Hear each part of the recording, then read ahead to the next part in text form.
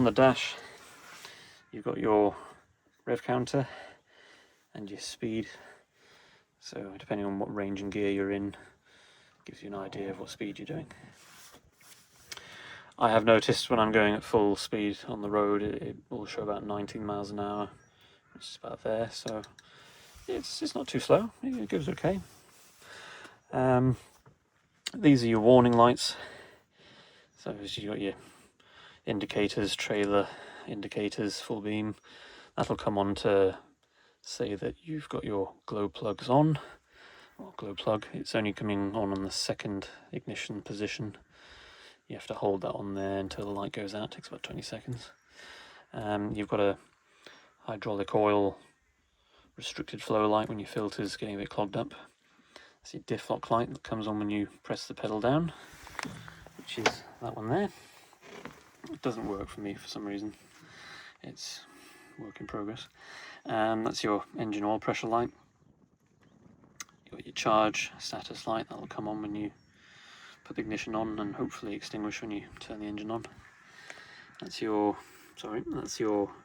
restricted airflow on the air filter warning light when it gets too dusty. That's your handbrake light that'll come on. That's your handbrake lever there.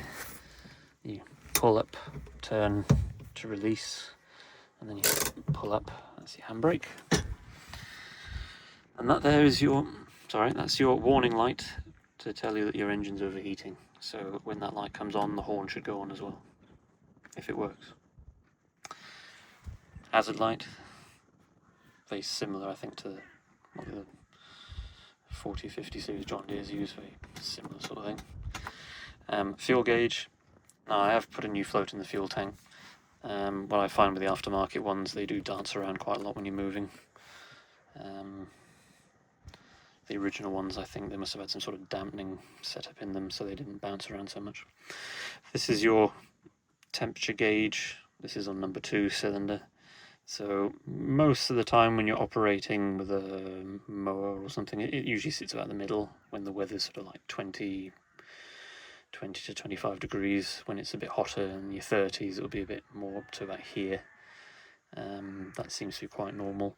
If you just let it idle at about 1200 RPM for 3 or 4 minutes, you'll find it'll drop back down to about here somewhere. I've never had it go up as high as here, even after 3 or 4 hours of constant use. But again, it all comes down to making sure that airbox is nice and clean so that the fan can cool it down. This has got an air box on top of here. Some didn't have it, some did. These are all adjustable. These are quite a common sight on 80s era machines and probably earlier than that. These are all adjustable. There's a knob here you can turn. That'll open flap inside. I'm not sure you can see it with my light here. That's it. So you can vary how much airflow comes through.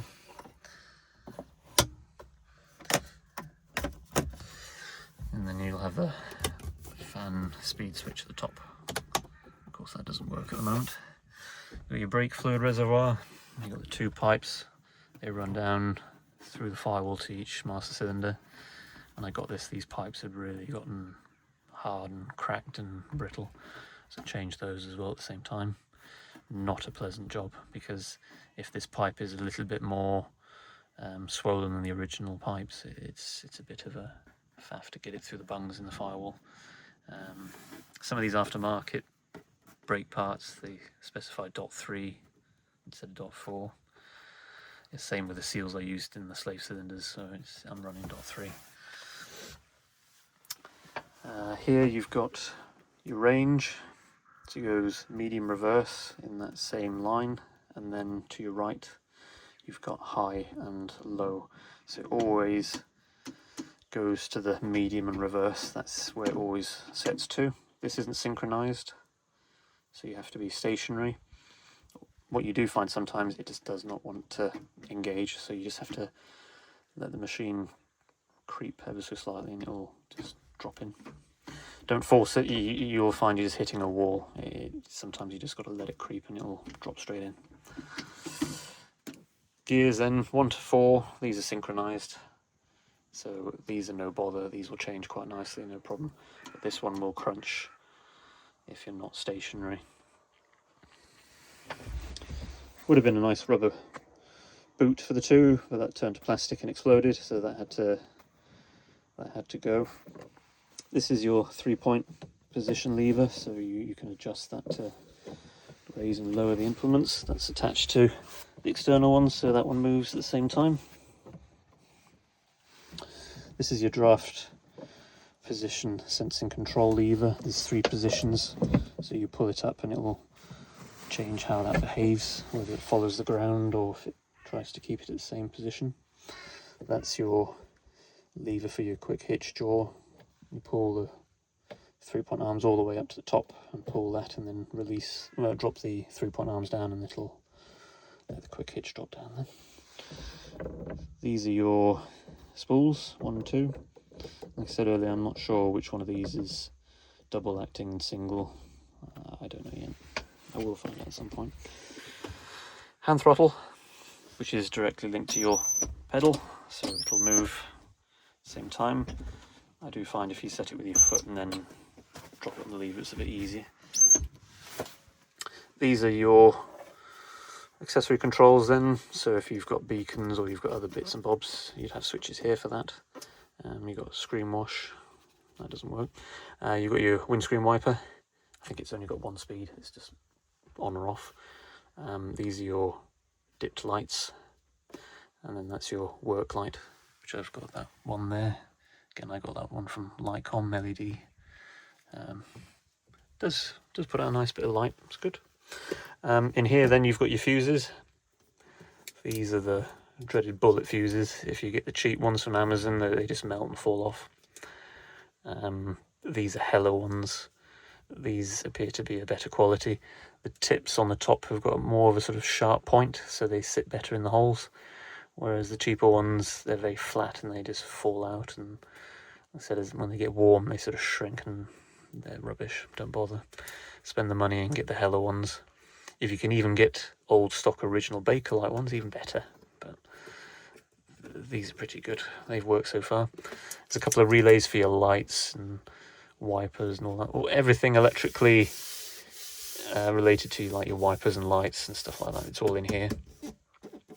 Got your fuse chart there, tells you all the fuse size, what they do, and position. This unit here, you've got 3 screws on the top and you've got 2 on the bottom. This whole unit comes off. There's 4 or 5 plugs from memory. Disconnect them, and this whole unit with its wiring and the fuse holder, it comes off in this piece. And if there's any problems, because obviously you get water that comes in here and it gets fluffy, you can, like that one there, that's needing attention, you can take this off and work it on a workbench rather than in here. You just have to, there's a little bung in here and you pop that off. You've got wiring that comes from a plug in here. It runs to your tail light, one here, and it runs down, goes to your trailer socket, and then it goes into that one to the tail light on that side. There is wiring that goes up these pillars that'll do your speakers and your radio and all that sort of stuff. There's a bit of stuff in here. This is your 4-wheel drive lever. So when you're stationary, pull that up and that's engaged. 4-wheel drive. This is your PTO clutch lever. I did mention this earlier. When you pull it up, it's disengaged. Then you can select what speed you want to run. So if you lift this, turn to the left and drop it down, you hit click. That's 540. Put it back in the middle, that's neutral.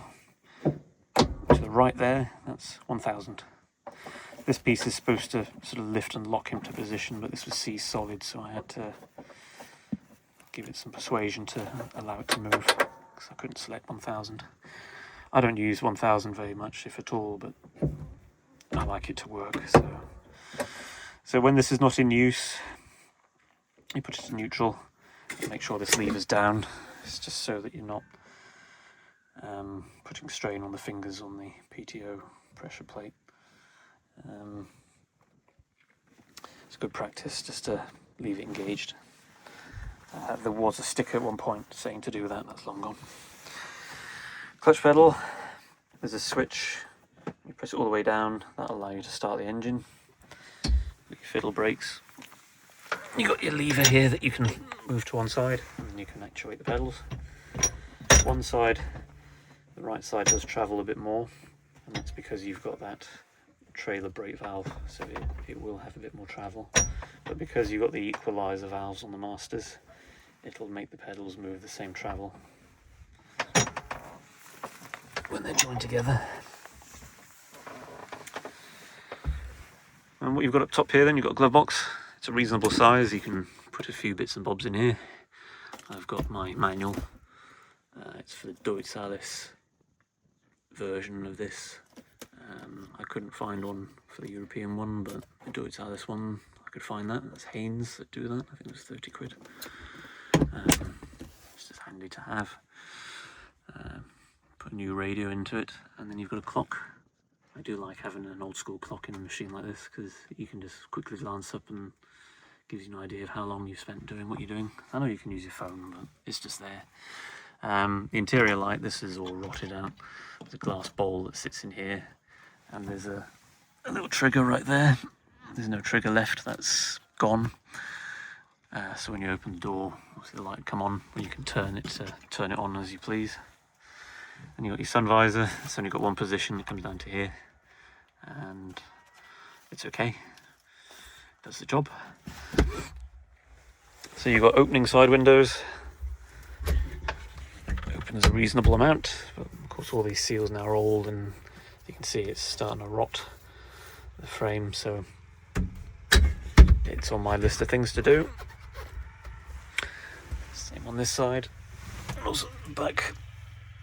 But as I said, at the moment this is all sealed off just to stop the water coming in. We'll fix that. The front windscreen opens fully. This one doesn't because the struts are knackered. But you can open it ajar. You've got a position there just to let some air flow through. It's quite neat. This has got this little feature on here. I quite like this. This is quite simple. These are all bent and crooked, so that they're a bit of a faff to do. Not something you can do when you're moving. I wouldn't recommend it. But what this does is it just locks the door in that open position, so when you're moving along you've got a nice little breeze. There's one on that side as well. That one's also a bit bent. The problem I find, it's a nice idea, but the only problem I find with this is when you climb in you tend to get caught on it and you might bend it. This is an old grandma seat. It's knackered, it's had its day. It's not very comfortable. I will be getting a new seat for it. I had to free it all up because it wasn't moving properly. But what you've got at the bottom here then is you've just got a little rotary knob here. You can adjust the tension on it. But yeah, don't run these machines with old knackered seats. It's not comfortable. Get yourself a, even if it's a cheap one, just get a nice seat that's gonna not destroy your back.